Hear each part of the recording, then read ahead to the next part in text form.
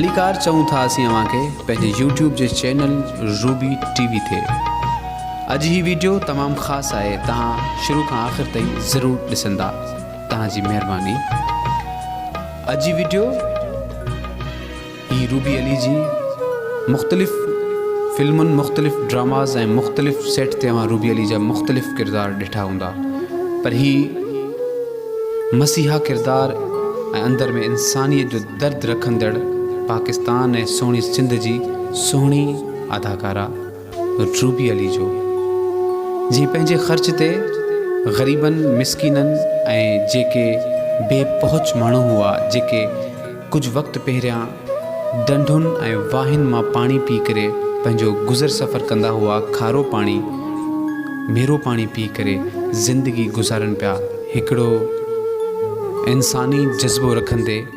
असल इंसान जो मक़सदु इंसान जे कमु अचणु आहे। कुझु अहिड़ो ई जज़्बो रूबी अली जो पंहिंजे ई ख़र्च ते ग़रीबनि में नलका लॻाइण जो सिलसिलो जारी आहे, हले पियो। उन कार ख़ैर जा कुझु क्लिप्स अव्हां जे नज़र कयूं था। गरीब आदमी असे दुकान को पानी पींदा हुआसीं, दुआयूं कंदासीं। रूबी अली के अल्लाह ख़ुशि रखंदो।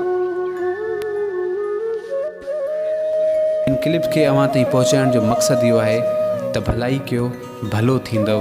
अव्हां बि कार ख़ैर में अॻिते वधो ऐं कंहिं न कंहिं जे कमु अचो। जॾहिं ही ग़रीब मारूड़ा हितां साफ़ पाणी पीअंदा त ज़रूरु अव्हांखे ऐं अव्हां जे बचड़नि खे दुआऊं कंदा। सो अहिड़ो ई मसीहा किरदार रूबी अली जो अचो था ॾिसूं। रूबी जी महिरबानी नलका ॾींदी पिया दुआ। रूबी के खुश रखे नलका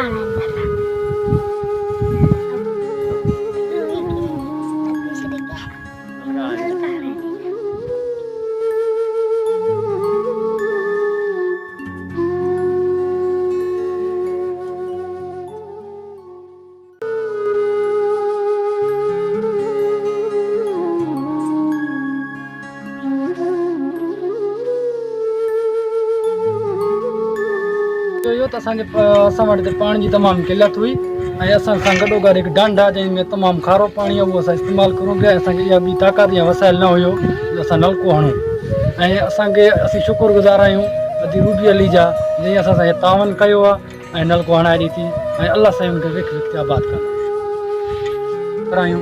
अॼु रूबी अली खे अलाह कामयाबु कंदो ऐं हुनखे ख़ुशि रखंदो, आबाद रखंदो। असांजी इहा ई दुआ आहे।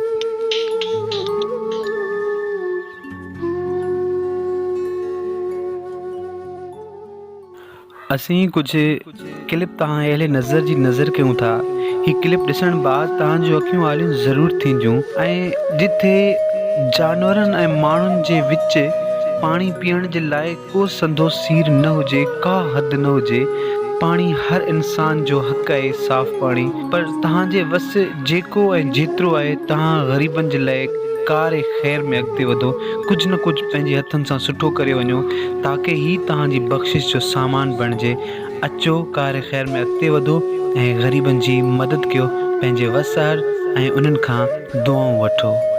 जेको रूबी अली खां कमु थिए पियो हू पंहिंजे हिसे जो कमु करे पई। तव्हां बि प्लीज़ किथे न किथे कंहिं न कंहिं जाइ ते ही सदको जारिया अथव, अॻिते वधो। वस आहार जेतिरो तव्हांजे वस आहे तव्हां ओतिरी कंहिं न कंहिं ग़रीब जी मदद करे छॾियो। अलाह ताला तव्हांखे हिन जो बहितर खां बहितरीनु बदिलो ॾींदो। जेकॾहिं तव्हांखे हीअ वीडियो पसंदि आई हुजे त हिन वीडियो खे लाइक, कॉमेंट ऐं शेयर ज़रूरु कजो पंहिंजे दोस्तनि ताईं।